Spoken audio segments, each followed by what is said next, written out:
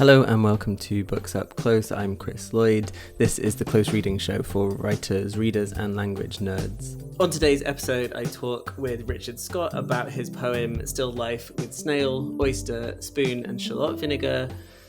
Richard is the author of Soho, Faber Faber 2018, and most recently That Broke into Shining Crystals, also Faber 2025. He is a fellow of the Royal Society of Literature.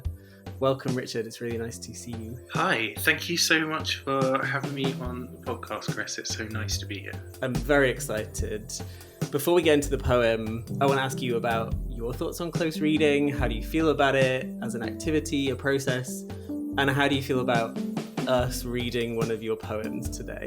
Good questions. So I love close reading. I feel like it's a really big part of my life. I read a poem every day. Well, sometimes I read more than one poem, but a long time ago, someone gave me some great advice, which was try and read one poem a day. And obviously some days you can read like 50 poems, but I've always kind of stuck to that idea of whatever's going on in my life, even if, I'm busy or it's a stressful day, I always make time to read one poem. And I read it I try and read it kind of forensically or in detail. I guess I perform a close reading of it. So I read it sort of 3 or 4 times and I try to sort of unlock what's going on with language or form in the poem. Yeah, so I feel like close reading is a big part of my life. And that's how I begin my writing practice, by reading a poem closely. So I love it. I love close reading. In terms of on my own work, I, of course, try to perform close readings on my own work in my editing practice. Like when I'm editing a poem, I try and get close to as close to it as I can. I try to perform a close reading on my own poem, but of course it's hard to sometimes have the necessary distance on your own work, so it's a skill that I'm always trying to get better at. And yeah, I'm looking forward to our conversation because I feel like you're going to teach me things about my poem, Well, we'll see. I've got a very quick question now. When you say you read like a poem a day, is that, how are you finding that poem? Is it just, I've got the book near me? Like, is there a method to this? Yeah, I mean, I guess I just kind of go through. It's either from the book I'm kind of reading at the time, or I kind of look through my bookshelves and just pick something at random. Like, yeah, it could be anything really. Okay, just like a nice little practice. I was just wondering how you did it. I've got too many books on the go at once anyway, so I feel like the more I expand that. Yeah. We've got so many books in our lives, right? I never feel like I don't have something to read. It's really beautiful. So yeah, that's exciting. I might try that for a week, see how we go. Okay, so this poem, Still Life with Snail, Oyster, Spoon and Shallot Vinegar, is from your collection That Broke into Shining Crystals, which, if people haven't bought it yet, is beautiful. I mean, Faber can never do wrong with these covers, but these colours are gorgeous. If we're going to do a proper close reading, we probably shouldn't tell listeners anything about this poem, right? We shouldn't give them context, even though I feel like there is a ton of context we could give people about this poem and about the book more broadly. So how do you feel about that tension? Like, do we do full death of the author, or do you want to tell people anything about the poem before you read it? That's a good question. I mean, some context might be helpful, but I'm also happy to kind of follow your advice on this. Yeah, I'm always in two minds of this, right? Like, some people have critiqued me for not being close reading enough, right? They're like, you told us too much about the book. And then other people are like, I want to know vaguely where this poem comes. So if you don't want to know context, maybe just fast forward like 30 seconds or something. But for those of you that want to know a tiny bit of context, we should probably say this book is split into 3 parts, right? The first part is a series of still life poems, of which this is one. The second part is a radical section where you use an Andrew Marvell poem and you rewrite it. I forget the name of the form that you use.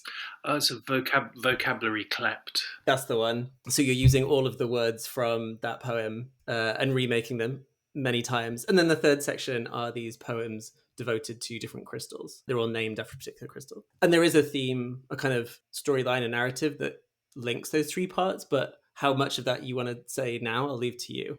Sure. Thank you. That's so nice. Thank you so much for reading and thinking so deeply about the book. So the poem we're about to read, it's from a sequence of poems that all refer to still life paintings. And I suppose one of the focuses of the sequence and indeed of the book is it's about trying to find a language through which to talk about trauma or hurt when you don't have access to normative language. So the speaker of the poems can't say directly what's happened to them. Perhaps speaking directly might be too painful. So they're looking around for different languages. And in the first sequence, the still life sequence, they turn to the language of ekphrasis, and they they use the language of these symbols from still life paintings, like an oyster, a rose, a lobster, and they focus down on these symbols, and in response to that focus, something is revealed to them. So that might be helpful context, I suppose.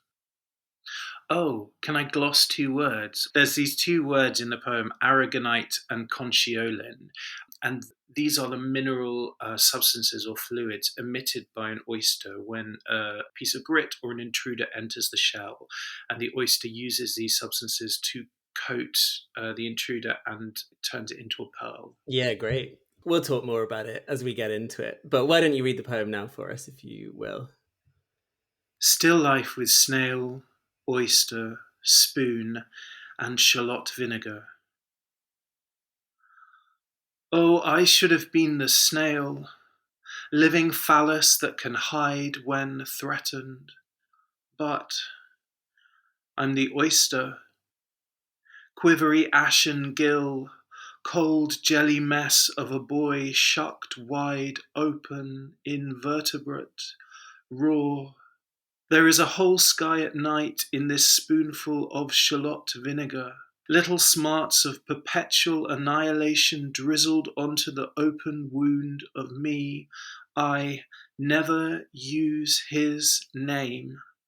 I feel it hardening inside of me like a symptom. O mother of pearl, what at first appears beautiful I clothe in aragonite and conchiolin, a mineral and glittering paint brought forth from the very centre churning of myself. Thank you so much for reading that. Listeners, also, we spent a really long time deciding which poem to talk about today. I think I had a short list of like 12 and I was like, this is ridiculous. I need to give Richard like two. And then we both kind of thought about it. I think because there are so many things happening in this collection. And for me, this poem struck me on the first read. I think because for me, it epitomizes some of the things that this book is interested in on a both kind of linguistic level, on a formal level, on an emotional level. And there were a couple of lines that I was like, oh my lord. There is a whole sky at night in this spoonful of shallot vinegar. I was just like, okay, I need to put this book down. I can't do this right now. So there's a lot of language in here that I find remarkably moving. But I guess if someone comes to this poem, right, we're doing the close reading, we're first confronted with that title, Still Life with Snail, Oyster, Spoon, and Shallot Vinegar, right? Before we even get to the poem, that still life bit is telegraphing to us a genre, right? And obviously you mentioned ekphrasis, right? This kind of poetic tradition of writing to visual art. So it's not just like a genre of poem, but it's also a genre of like other art making. So we're already gesturing elsewhere. But then you've got still life with then this list of objects, which, not all still lifes have those kind of titles, right? Like some of them do, some of them don't. And immediately I'm thinking, like, what is the relationship between a snail, an oyster, a spoon, and a shallot vinegar, right? Like automatically the idea of like composition, of art making, of like you referring to other modes and genres before we've even got into the poem. And that for me is interesting, like in a readership, like how much does the reader need to know anything about those kind of forms or kind of like poetic expectations? Or like do people just read the title and they're like, okay, this is interesting. Let me just jump straight in. Right? Like I'm always interested in those poetic traditions that have those reference, if you like. Yeah, I mean, I definitely wanted the title to kind of be inviting or interesting, I suppose. Like you say, like a lot of still life paintings do have very ornate titles. One of the paintings that I'm kind of referring to by Enadama, the title of that painting is Still Life of Oysters and a Prawn on a Ledge with a Snail and a Butterfly. And they're such sort of ornate, incredible titles that I feel like draw you in. And I guess I wanted to do something similar with the titles in the sequence in this poem as well. I guess I wanted it to be like the eye moving across the title, like noticing these elements like the snail, the oyster, the spoon, And I wanted that to almost kind of replicate the idea of the eye moving across the still life painting and noticing the various different elements almost in their own time, these sort of ornate, shining ghosts of things kind of popping out of the canvas. But I think I wanted to kind of be playful as well, like there's the kind of the snail and the oyster, like potentially people might have seen something like that before in a still life painting, maybe. But the spoon and shallot vinegar, I kind of wanted that to be a kind of a bit of a surprise as well. Yeah, I mentioned that, and but also all of the things that a still life might connote to a reader, right? Like the idea of arrangement. It's all about these kind of objects, the still life. I was reading this morning actually. I was like, what is the history of still? When did people start doing them? And there was like a big French tradition where they were like, oh, this is the worst kind of art, right? Because it doesn't have people in it, right? It's just kind of like lowly thing that anyone can do because you can just paint on your table, right? It's had a really kind of interesting history of the importance of the object, especially when often in still lives we're looking at fruit maybe that's decomposing. The still life is always interested in that kind of the idea of death or the specter of death or transience or the moment that is not quite a moment. And I feel like that's quite a key theme throughout this book if we were to zoom outward. Yeah, I mean, it's amazing you were reading reading about the still life this morning. I mean, I'm obsessed with still life paintings, as you can probably tell. It's kind of been an incredibly robust tradition. Like, I think maybe it kind of became incredibly popular, like in the 17th century. Like, people think of it primarily as a kind of Baroque genre of painting, but it started much earlier, centuries before, and it still is something that artists do today. And I think there is just this fascination in seeing the objects of our world or the objects of our lives presented in such a kind of vivid and shining way that I think viewers kind of always almost sort of fall into the vivid kind of lusciousness of a still life painting. And I think part of the work of the sequence was also me coming to consciousness as to why still life paintings were so important to me as a viewer, because I would just go into galleries and have these extraordinary experiences where I would feel kind of stunned or shocked or like pinned to the wall by this still life painting. And I think it has a lot to do with the way the still life painting looks, how something incredibly vivid and colourful and powerful can be stilled and caught and ambered almost in varnish. Reminds me of how the brain freezes trauma.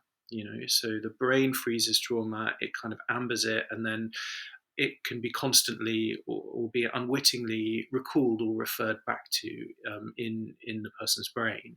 So I think there's that synthesis, there's that link, and I think part of the work of the sequence was just me unpicking that and coming to consciousness with as to why I was so attracted to these paintings.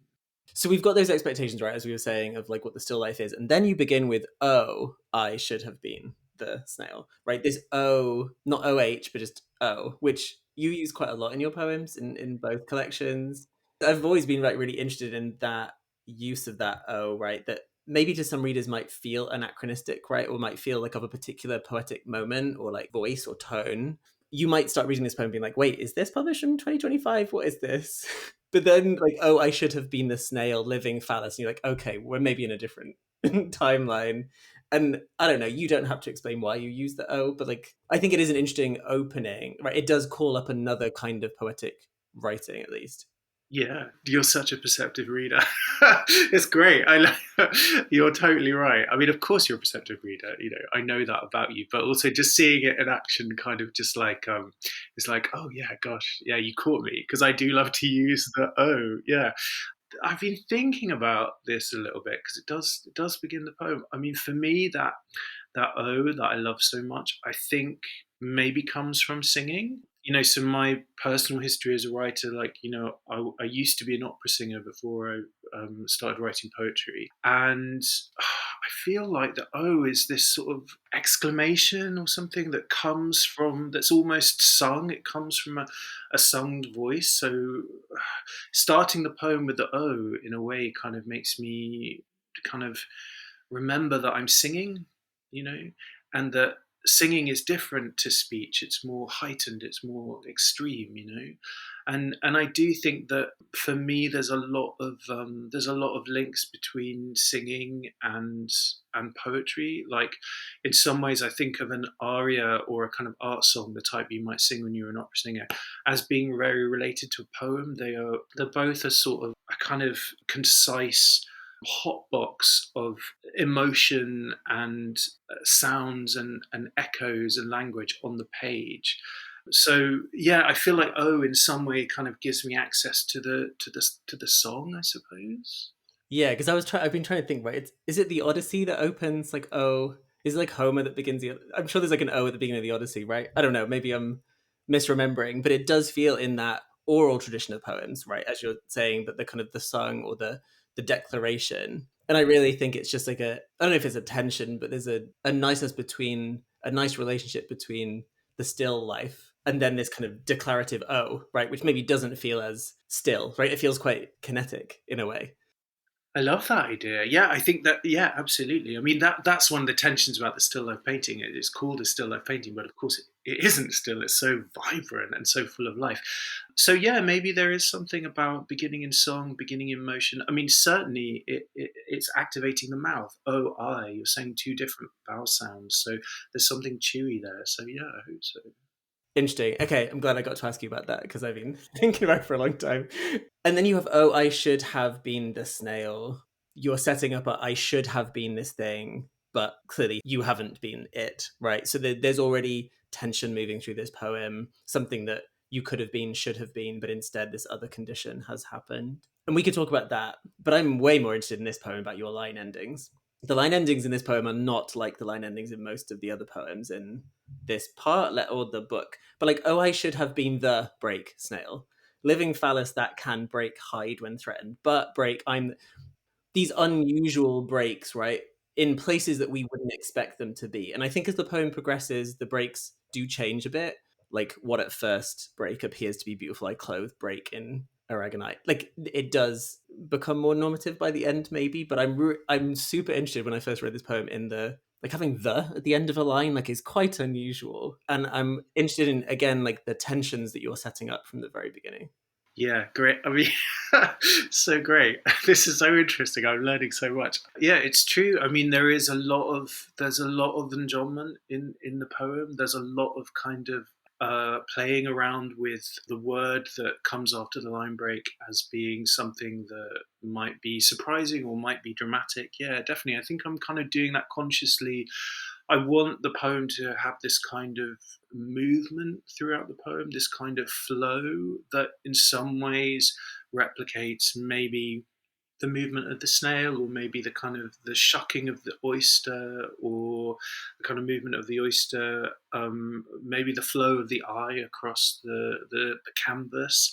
So yeah, I think it's really important there is this kind of dynamic movement through the poem, and that is brought about by the line breaks. So yeah, good spot. And when you read it, it was interesting to hear like if the breaks are very audible or not, right? And there's something quite interesting there about movement. This I should also say for those that are listening, they're not seeing it. This is kind of like a long, thin poem. Many of the poems in this book they look quite different to one another, which I appreciate. But it looks very different from, for example, the third section in the book, where the poems are much longer. They're kind of basically prose poems. You know, we're thinking about expanse in some of those, right? This kind of outward movement, and here this poem moves kind of down the page, almost like an inward movement, right? It's almost like a very strict column. There's a few words that are a little bit longer, but it is quite slender, and to me a kind of maybe sharpness about it, right? Like there's a quickness even while you're not being quick in the description and the language. It's interesting, isn't it? Yeah, I suppose, you know, often for me, the first line break begins, the architecture of the poem. So then you make decisions afterwards, will you kind of continue that length, and what does that length really mean? What would it be like to continue it? What would it be like to sort of alter it or vary it? And yeah, I can see myself continuing and following really that the shape of that line break on the page. To know that the shape as it is it felt really important to me, and I think you're right. There is something about sharpness on the page. I think there's also something about when you've got quite a long thin poem like that. your end words are incredibly visible, and so some of them felt incredible. I mean, they all feel important to me, but like the opportunity to display words like ashen and vinegar and perpetual and mother at the end of the line, that felt really important and really weighted to me. I guess I also think of this column of words as being like a really tense helix that connects everything in the poem with a kind of energy, so I can feel that I'm trying to, even though the poem has it's moving into lots of different areas with the kind of the thinking and the argument and the inquiry, I'm trying to sort of contain it all in that tense column. We then move on to the next line: living phallus that can hide when threatened. Interesting, the use of like phallus as a word and not any of the more kind of prosaic words, or just even like penis, like phallus. And we're not going to get too Freudian here unless you want to, but the phallus as like symbol rather than like than literal appendage, right? And that, to me, that move to phallus rather than any other word does kind of keep me, or the poem at least, in the kind of symbolic world, right? And I think we should already know this because you've said, oh, I should have been the snail. So we're already working kind of metaphor, in kind of symbol, and then living phallus that can hide when threatened. But I'm the oyster. So we're moving through a very particular kind of like imagery metaphor. I don't know. Phallus to me seemed a very particular choice. This this is just so fascinating. Thank you so much for reading the poem so carefully like this. I mean, as yeah, I mean, like writing about the phallus, writing about the queer bodies have been really important to me. So yeah, it's no surprise that it kind of makes an appearance in this poem. I suppose what's interesting about the word phallus is that it's a Latinate word, and something that I'm trying to do in the poem is I'm thinking about the tension between the Anglo-Saxon words and the Latinate words. So phallus, a Latinate word, snail is an Anglo-Saxon word, oyster is a Latinate word. Um, I'm really interested in the etymology of words and just how what it feels like to put words, that have different histories and different etymologies up against each other.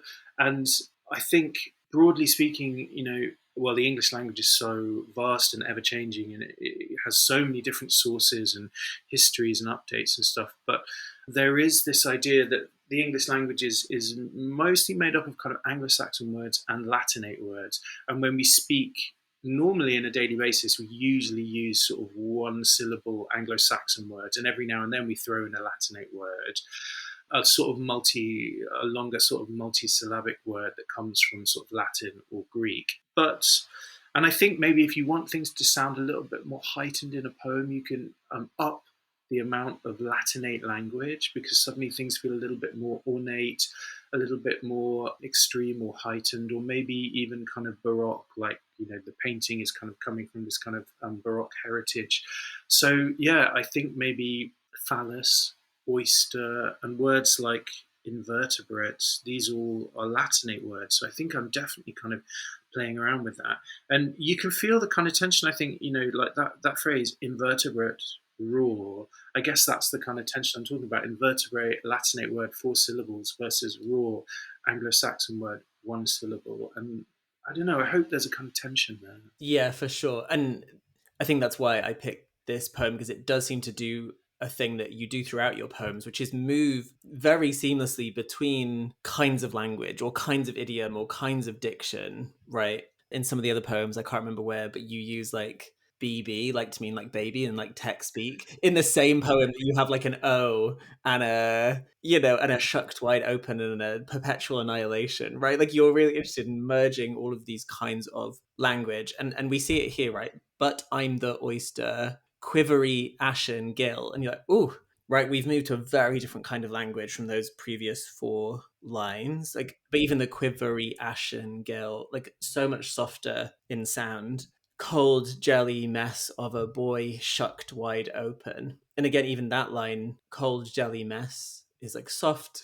right? Like the quivery ashen. But then we move to a shucked wide open. That hard CK moves to the kind of wide open. Then invertebrate, as you say, raw. The sound is moving us emotionally. And like, I want listeners to think about this, right? Like, the language isn't this neutral thing, but rather has real effects, right, as you read it and hear it.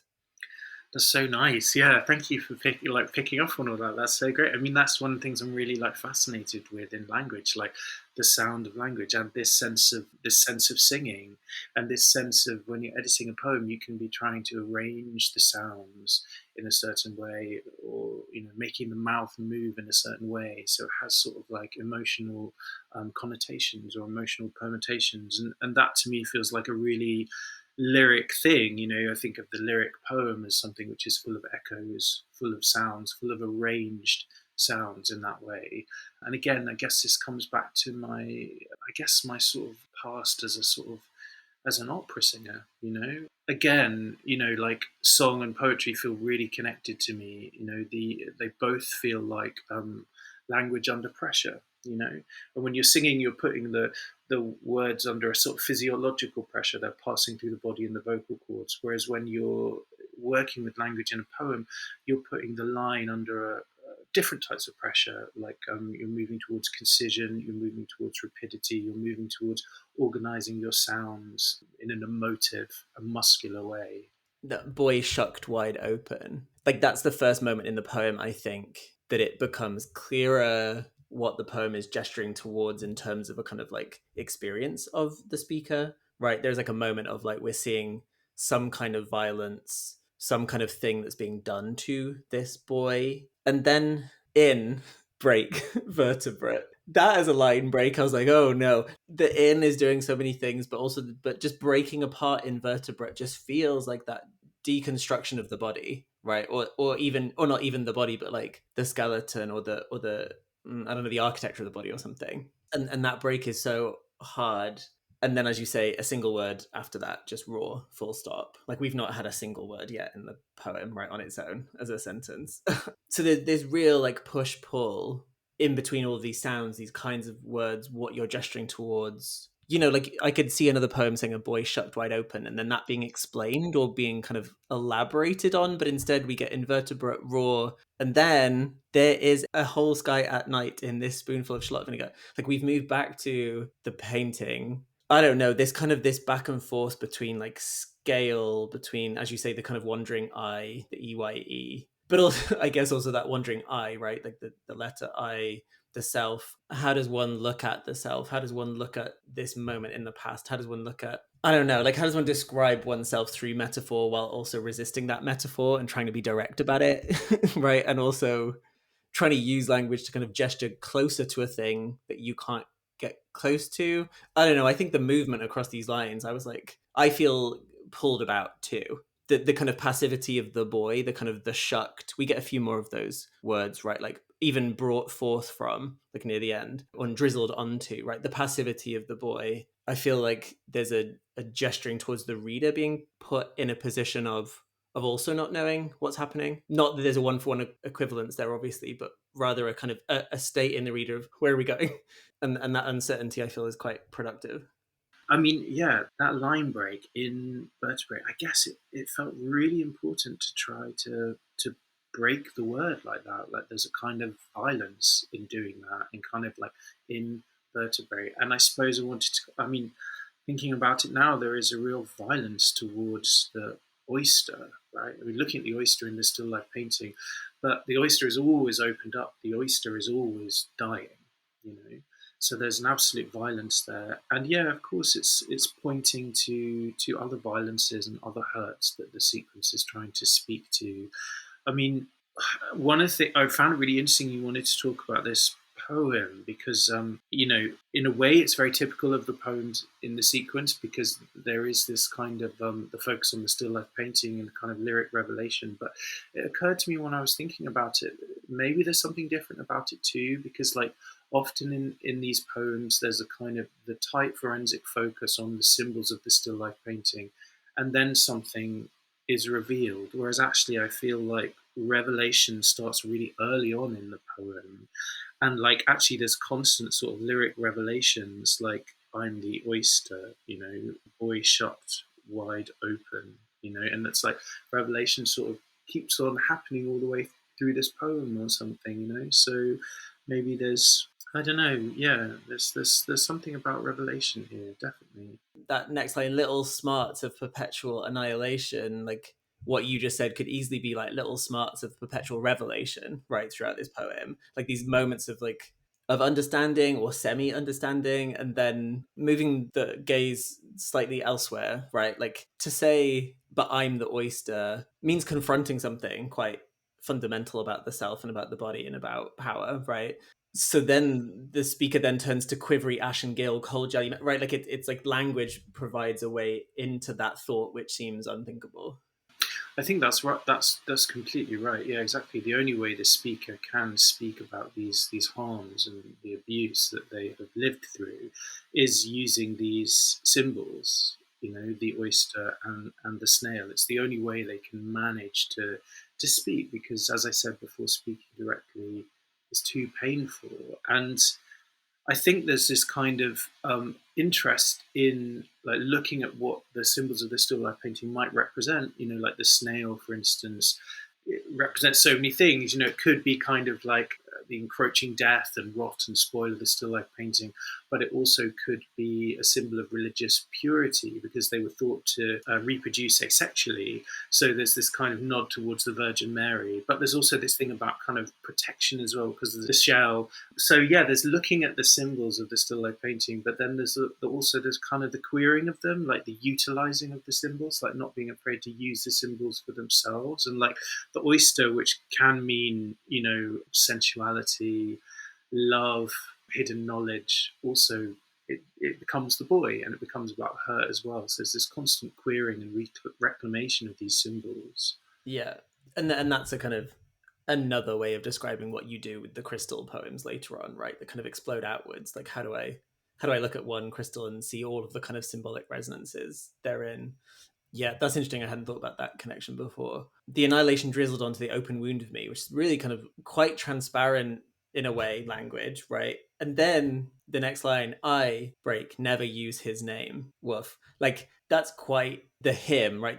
His name. Like we haven't had a his yet, right? It's all been kind of abstraction in this poem, at least, of like what has happened. But there's suddenly a an agent in this poem, the his name. And also like I never use his name. This kind of the thing that the speaker won't talk about or refuses to talk about. And that's interesting, right, in terms of what is said and what isn't said in a poem. And then I feel it break, hardening inside of me, break like a symptom. I was not expecting symptom as to be the thing that it's like, right? That simile also comes kind of left field in a good way. Yeah, so I guess little smarts of perpetual annihilation drizzled onto the open wound of me. I guess wound feels like a really important word in terms of this poem because I do think of one of the things that the lyric poem can do is open the lyric wound. You know, this idea of focusing down on something and then something is revealed, and what is revealed can be, self knowledge, illumination, but also a place of hurt, a place of deep feeling or deep emotion. So the open wound of me, I guess, is this kind of opening of the lyric wound. And then in response to thinking about opening the lyric wound, I guess this very direct line comes, I never use his name. That, yeah, I mean, was a surprise to me when I wrote it, a kind of opportunity for the speaker of the poem to directly speak out and say something about the harm that is being gestured towards in the poem. And I hope that kind of shock or surprise is maybe encoded in the poem as well. And then I feel it hardening inside of me like a symptom. This is kind of speaking, referring to this Lacanian idea, which I talk about in other poems in the sequence. And in one of the poems, I refer to it directly. It's this Lacanian idea where he writes, a symptom is a word trapped inside the body.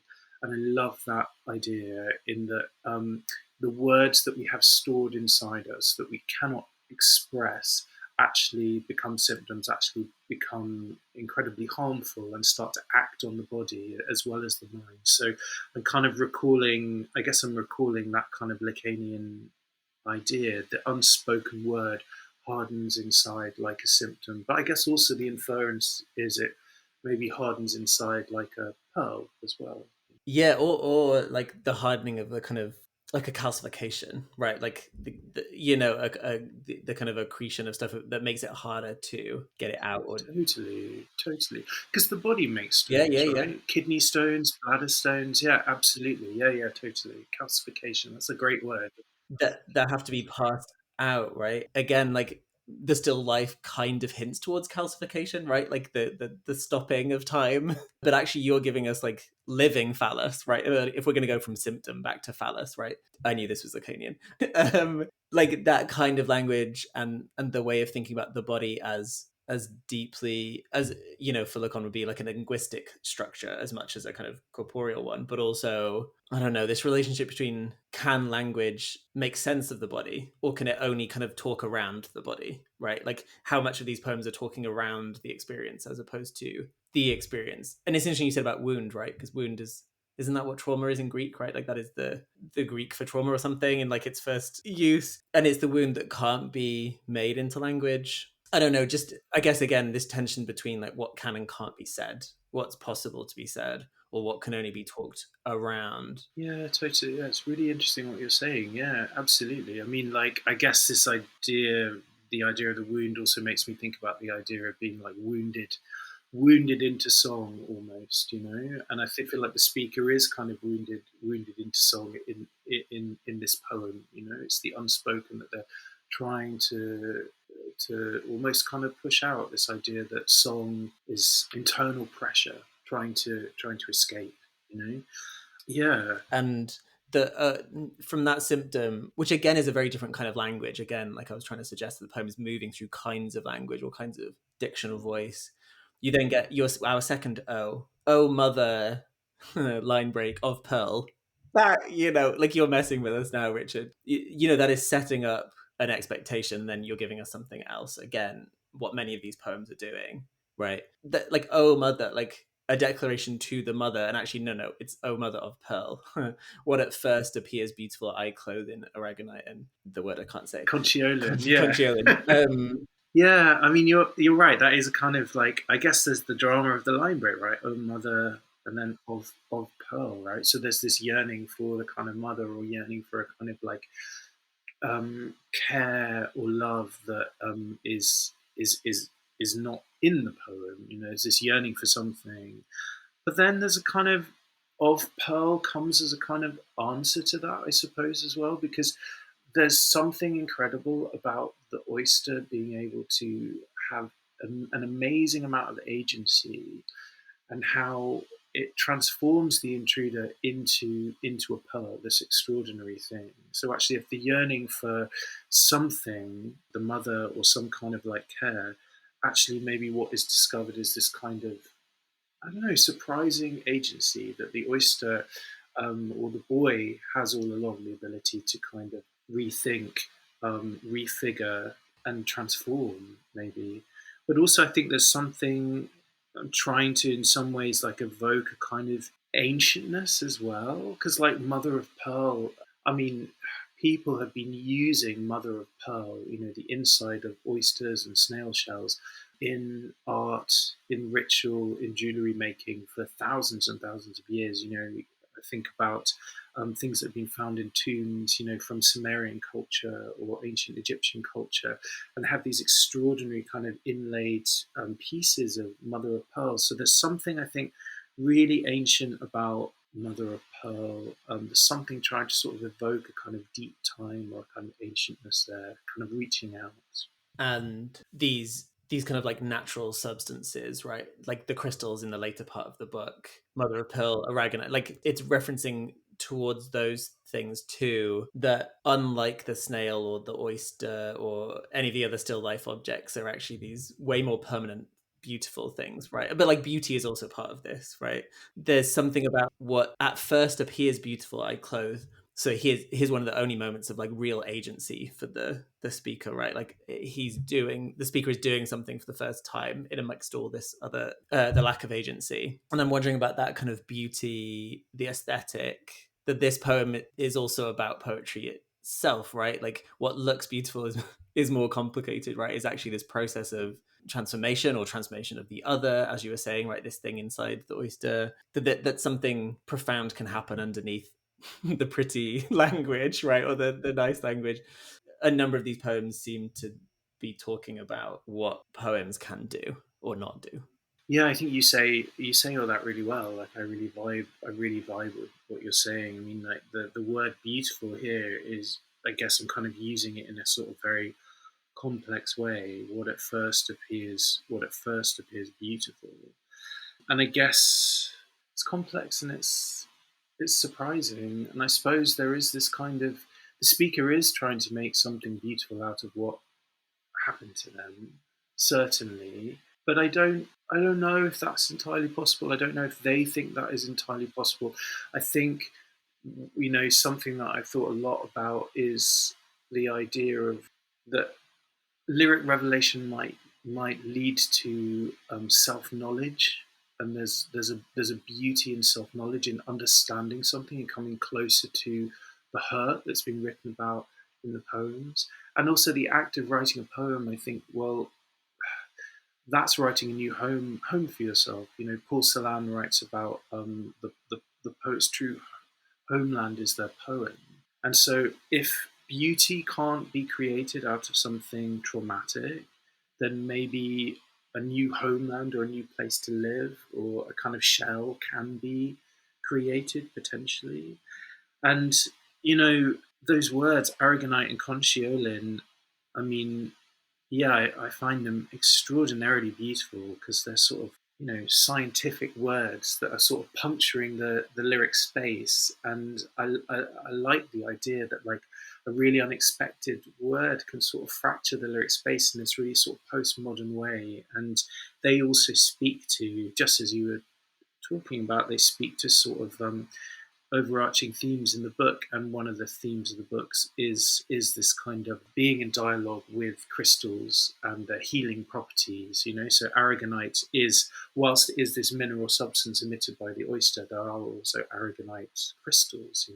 So I feel like it's tying a loop with the crystal poems, definitely. Yeah, and because I think there's something really powerful about crystallography in terms of the speaker and what the speaker is trying to access. Like the crystals, which had been, they could be like 4 million years old potentially, and they were born under enormous amounts of pressure in the Earth's mantle, broken, continually broken time and time again, and then reformed to emerge kind of shining. And I think there's something really, I don't know, important about the message of the crystal.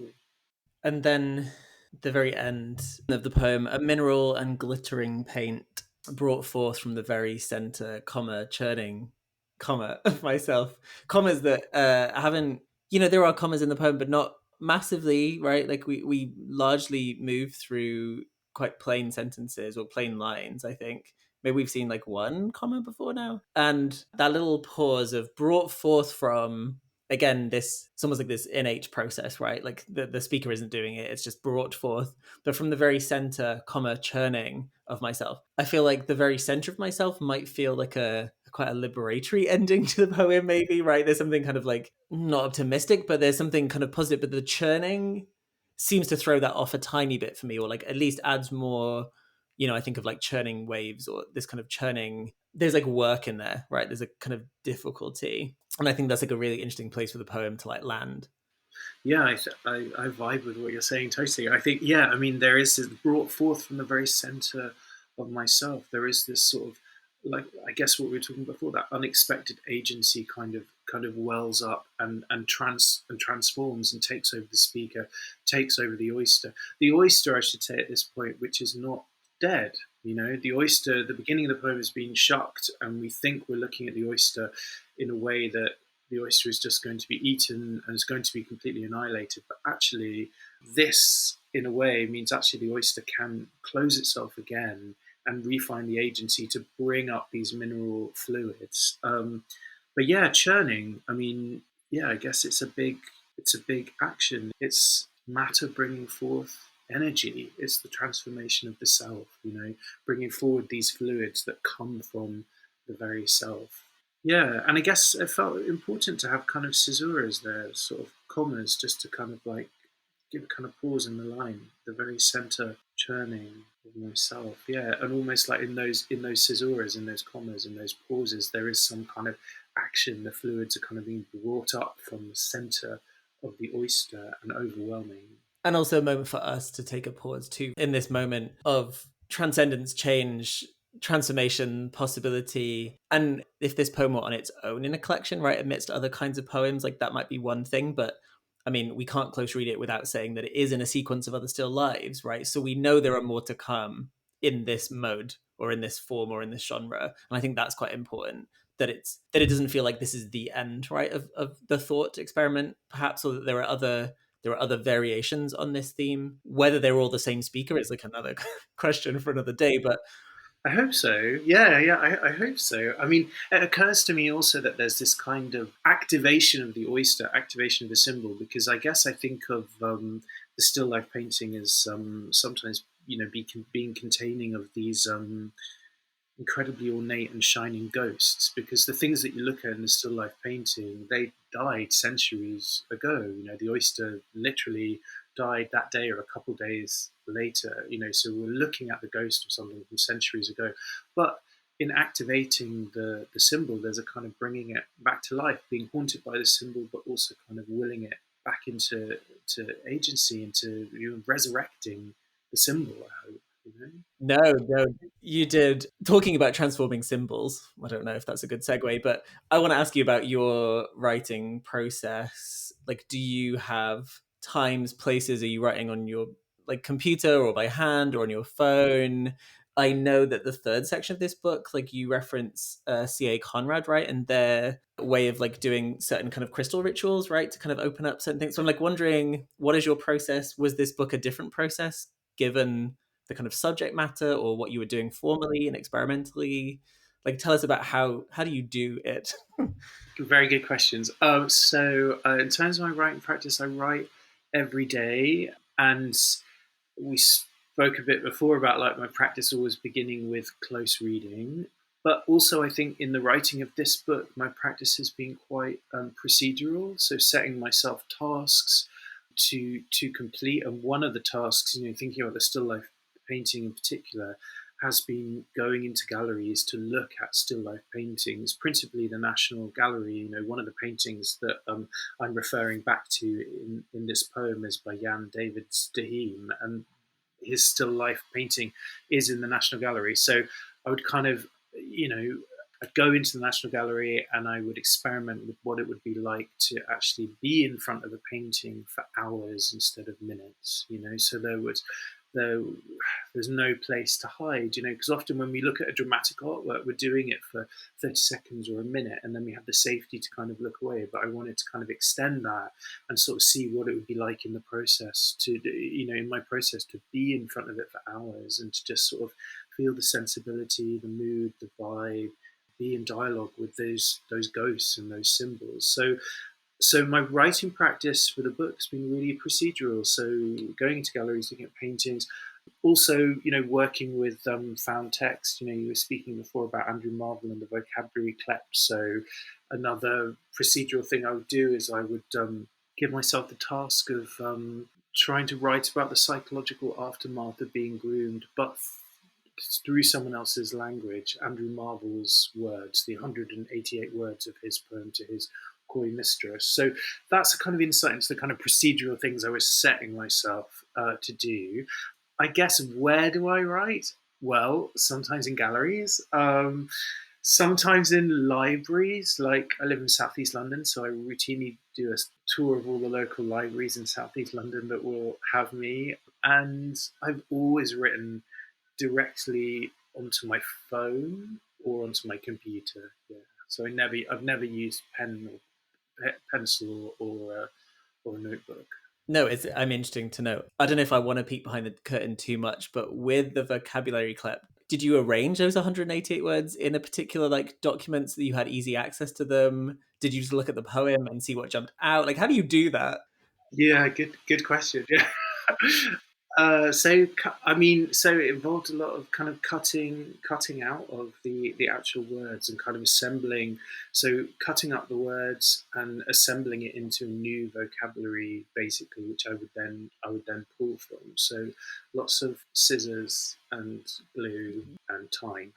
That is the answer I wanted. Fantastic. When you have talked about being an opera singer before this, when did you first start writing, or what is your first memory of writing? That's a good question. So I think my first memory of writing would be when I was an opera singer. So when I was at music college, we would be tasked with learning a part, like learning a role in an opera, and that would involve translating the libretto yourself, learning it, sitting with it, trying to embody the text, pull it apart, trying to understand what syllables, what vowels you had to sing, and trying to access the feeling within it. So I think for me, my first memories of writing seriously were sitting in the library at music college and just translating these poems or these librettos myself and just trying to really understand them and embody them. And of course, these weren't my words or something, but I think that process was incredibly formative to me. Definitely. Yeah, fascinating. I know that you teach creative writing at Goldsmiths, where I once studied, and then only in retrospect did, when I first started teaching at Hertfordshire, where I teach now, you were there in my office, and I didn't quite know who you were, and I was like, "Who is this random person that keeps coming in once a week?" And it was you, and I didn't know that until afterwards, so I should have said hello at the Oh, time. hello. Is there anything you do in the classroom, like creative writing wise, like a prompt or a lesson that you might share with listeners that they could like try or think about? This podcast, I'm trying to think about people who don't have necessarily access to those creative writing classrooms. Like, is there something that people could try? So yeah, I teach creative writing both at Goldsmiths and at the Faber Academy, and yeah, teaching creative writing is one of my absolute passions. I love it. I feel so lucky to be able to kind of just share poems and share ways of thinking about work and ways of finding your own voice. Yeah, so I feel very lucky to be able to do that. And yeah, it's great that we met at Hertfordshire. Nice that we're saying hello properly now. Yeah, so a class that I often teach to students quite early on is I introduce them to the tropes or certain ideas around the lyric poem, because I believe lots of the ideas contained within the lyric poem, such as a kind of musicality or writing in lyric time or harnessing lyric focus or thinking about revelation, illumination, opening the lyric wound, I believe that they have the power to sort of impact all different types of poems and all different types of writing. So I often teach a kind of introduction to the lyric and the tropes of lyric poetry. And one of the things I do when we do that class is we look at a poem or a fragment by Sappho, which is it's just 11 words. It's so go, so we may see Lady of Gold Arms doom, and that's a Sappho fragment translated by Anne Carson. And we look at that poem. It's just 11 words, but we look at what incredible work that poem does. How it's got a kind of musicality, how it's written in lyric time. It's got this thinking voice. It also contains this kind of vocabulary of silence and the unsaid or the inferred. It's concrete. It's got images. It contains revelation, epiphany, deep feeling. So we look at those 11 words and we look at just how something that's so concise might be able to do so much. And then we, as part of the class, will have done a writing exercise. And then the second part of the writing exercise, I always say, can you now try to lose half the words on the page to be really concise in a sort of like enforced and sort of shocking way? And often it just demonstrates just what pure concision can do, and actually how sometimes we don't need as many words as we think we do. Sappho's fragments certainly demonstrate that. And I think students find it really, really freeing to be able to take away as well as generate. I'm going to do that this afternoon because I have a poem that's way too long and I don't know what I'm doing with Okay. it. So I'm going to delete and see what happens. Fragmentize it. Yeah, exactly. Let me end with giving you the space to recommend some books, some things to our listeners. What old things, new things, things that are not yet out. Oh, good questions. What would I mean, there's so many. There's so many books I might recommend. In terms of books that kind of speak directly to creative writing, I was thinking a book that I think is completely amazing is Madness, Rack and Honey by Mary Ruefle. So those are her collected lectures from teaching, and they are just completely virtuosic and creative and thoughtful. Like there's a lecture she gives on beginnings, and it's just full of so many beautiful ideas as to how you might begin a poem, and actually how a poem begins off the page, and actually how potentially, our lives are one long sentence from birth until death. It's mind blowing. It's a mind blowing lecture. I really recommend it. Something else I've been reading recently are the letters of Emily Dickinson. So I've been rereading these. They've been republished again by Harvard, and I think they are extraordinary. So they just contain such amazing wisdom. One of my favourite letters, she writes, I had a terrace in September I could tell to none, and so I sing as the boy does by the burying ground because I am afraid. And I know she's amazing, and that idea that the idea that she could tell no one, and so she sings, has just been so important to me. The difference between speech and song and poetry, I think, and harnessing those differences and being aware that you can actually sing about and write about things that you might not be able to speak about has been really transformative to me. So I really recommend her letters. Another book, May Bersenbrugger's A Treatise on Stars, which is just an extraordinary collection by an amazing poet who I absolutely love. And she's writing about stars and cosmology, but actually she's also writing about the power of the imagination and how when we look at the stars, we can actually travel there, not just in our minds, but also in our bodies. So she's talking about the transformative act of looking and naming. And she's puncturing the lyric space with extraordinary language from science and from astrology. So I really recommend A Treatise on Stars. Well, those are amazing recommendations. Thank you. I will link all of them as usual in the notes so you can go and look up all the things we've talked about today. I feel like we've referenced a lot. And I will link to the paintings that this poem engages with, though, as I told Richard, like I started to look at the paintings when I first started reading the still life poems, and then actually I was kind of like, I don't even know I need to look at this painting, which sometimes I do with like ekphrastic, and then sometimes I didn't. So I don't know. I'll leave it up to you. I'll link them, and if people want to look at them, they can. If not, they don't have to. But I think it's an interesting part of the reading process. But Richard, thank you so much for your time today. I've really enjoyed this.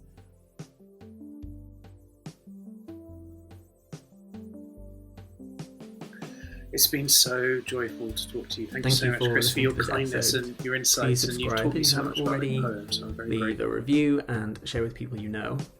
You can also follow the show and me on Instagram at Books Up Close and on YouTube.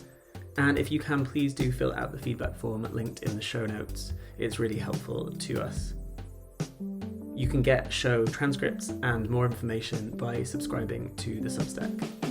This show is made possible by an Impact Accelerator Award from the University of Hertfordshire and the Arts and Humanities Research Council.